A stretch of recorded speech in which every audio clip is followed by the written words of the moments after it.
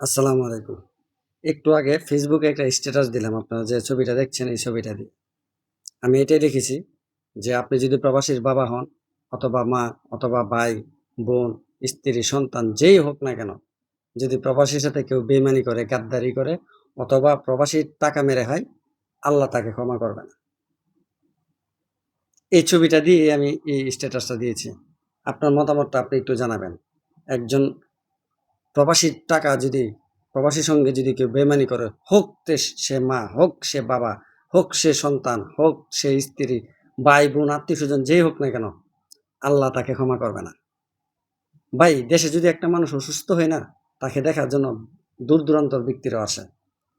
রাস্তাঘাটে চলাফেরার ক্ষেত্রে অনেকের সাথে দেখা হয়। তারাও খোঁজ নেয় ওই ছেলেটা কোথায়, ওই ভাইটা কোথায়, ওই বাবাটা কই, ওই বৃদ্ধটা কোথায়, এতদিন এখানে আসতো। তাকে দেখার জন্য ঘরে যায়। আর প্রবাসীর এমন একটা অবস্থা জানেন? এই ঘরের মধ্যে একই রুমের মধ্যে ৫ জন ব্যক্তি আছে। সবারই তো ডিউটি আছে। আমিও পারি না একজনকে সেবা করার।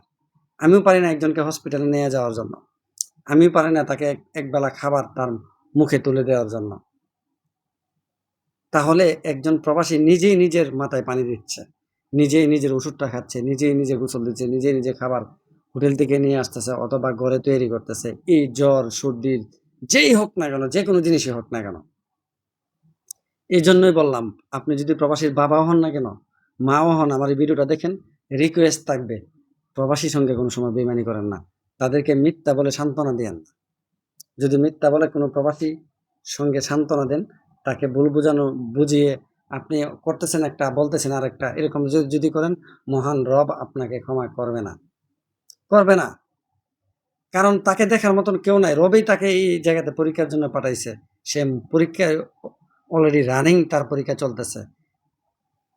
তাদের জীবন যৌবন সব শেষ করে দিল ফ্যামিলির জন্য। এই সন্তানই বাবার সঙ্গে ধোঁকা দেয়, যে স্ত্রীর জন্য রাত দিন পরিশ্রম করে টাকা পয়সা দিয়ে গহনা কিনে দেয়, সেই স্ত্রী তাকে ধোঁকা দেয়। যে মা বাবা জন্য ছোটবেলা যে বয়সে শৈশব থাকার কথা, ওইদিক ওদিক ঘোরাফেরার কথা, দাড়ি ওঠে না, মোছে ওঠে না, সে প্রবাসে চলে আসলো। সেই সময়ে প্রবাসে এসে কামলা দেওয়া শুরু করলো। সে মা বাবা সুখের চিন্তা করে রাত্রের বেলা এই মা বাবার জন্য, যে মা বাবা দেশের বাহিরে পাঠাইলো, সেই মা বাবার জন্য কান্নাকাটি করে যে আমি মা বাবাকে একটু ভালো রাখবো। সেই মা বাবাই যদি দিন শেষে তাকে লাঞ্ছিত করে অথবা ধোঁকা দেয়, অথবা এই ভাই বোন ধোঁকা দেয়, তাহলে মহান রব তাকে ক্ষমা করবে না। আসলে প্রবাসীদেরকে নিয়ে অনেক বলার আছে, কিন্তু শেষ হবে না। এগুলা নেগেটিভ, যে নেগেটিভ ভাবে নিবেন সেটা নেগেটিভ হবে। আজকে আপনি প্রবাসী, আরেকদিন আপনিই প্রবাসীর বাবা হবেন। আপনি আরেকজন প্রবাসীর ভাই। আপনি যদি প্রবাসে থেকেও আরেকজন প্রবাসীর ভাইয়ের, আপনার ভাইয়ের হক মেরে খান, এটা মহান রব আপনাকে ছাড়বে না। কারণ আপনি ওই জায়গাতে ছিলেন। আপনি বাস্তবতা জানেন। কিভাবে টাকাগুলো ইনকাম করে সেটা আপনি জানেন। জানার পরে কেন আপনার ভাইয়ের টাকাটা আপনি মেরে খাইলেন? তার সঙ্গে কেন ধোঁকা দিলেন? তাকে কেন মিথ্যা আশ্বাসগুলা দিলেন? আপনি যেই হন না কেন, সম্পর্ক আপনার যাই হোক না কেন, মহান রব আপনাকে ছাড়বে না। আল্লাহ ছাড় দেয়, ছেড়ে দেয় না।